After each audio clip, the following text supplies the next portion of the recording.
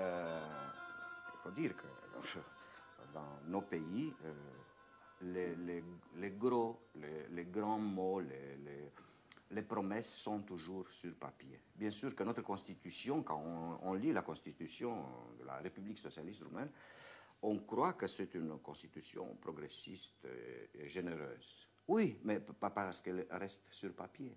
Et c'est exactement ça, notre petit programme de printemps 77, de votre mouvement. De notre mouvement, disons. Nous avons demandé pas des droits qui n'existaient pas jusqu'à cet instant-là. Non, nous avons demandé une toute petite chose, que les lois qui existent, la Constitution, les lois intérieures, soient respectées. Nous avons rédigé un texte que nous l'avons envoyé à la conférence de Belgrade où nous avons détaillé les choses en ce qui concerne les droits de l'homme. La liberté d'expression, la liberté de circulation, c'était exactement les choses qui étaient prévues par l'acte final de Helsinki. La liberté religieuse, parce que tous ces droits existent sur papier, dans la Constitution, mais en réalité, c'est la police qui les réglemente. Et c'est comme ça notre mouvement, qui a comme une boule de neige, malgré les interventions de la police, malgré les barrages que la police a fait autour de mon maison, les gens sont venus, ont signé, et ils sont assumés de grands risques. Parce qu'ils ont Combien de gens sont venus?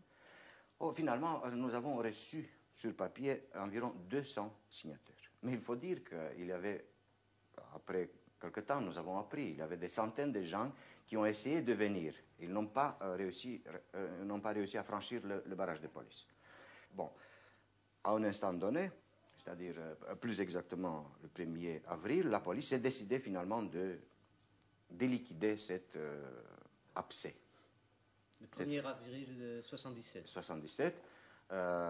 J'ai été arrêté. Avec moi ont été arrêtés presque la moitié des signataires. Les autres ont échappé un peu avec des petits dégâts, c'est-à-dire avec des menaces, avec quelques gifles.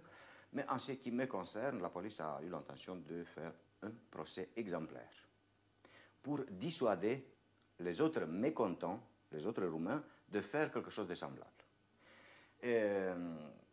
J'étais accusé de début, quand la police s'est présentée chez moi, ils m'ont produit un papier où j'étais accusé de deux choses très graves.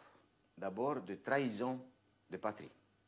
Ça, c'est en liaison avec le discours de Ceausescu tenu le 17 février, quand sans me nommer, il avait parlé des traîtres de la patrie, qui agissent, qui sont payés bien sûr par la CIA, par les autres agences d'espionnage extérieur, pour, bien sûr, qui travaillent pour le compte des pouvoirs étrangers.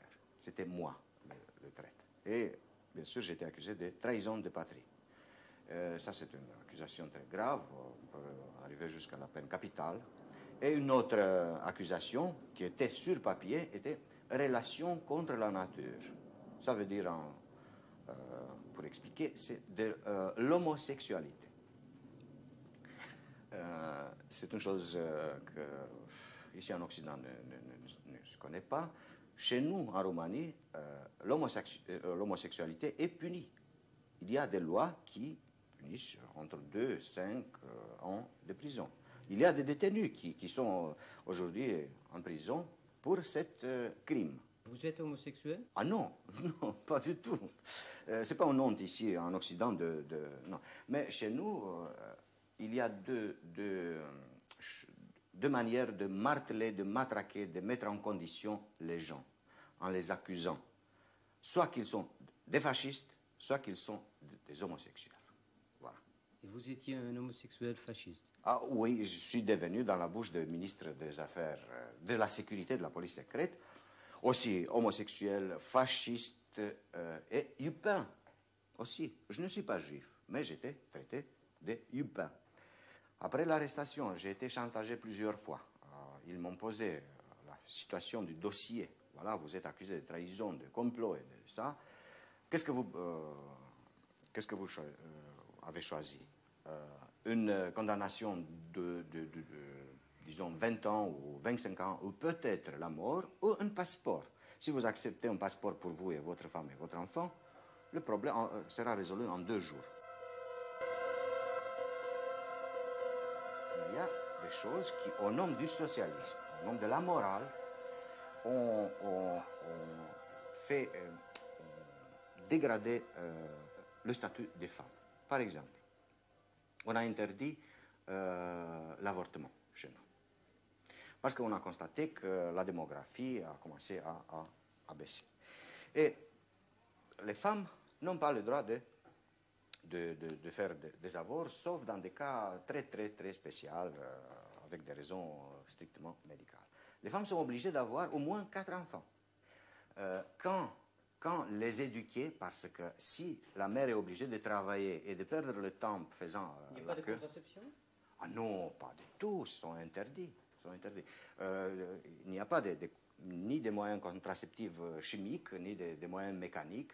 C'est puni par la loi. Vous savez, chez nous, on fait mensuellement des visites médicales dans des usines et dans les entreprises, dans les bureaux. Les femmes sont enfin consultées par des gynécologues pour dépister les éventuelles interventions en ce qui concerne l'avortement. Et la femme est punie pour ça.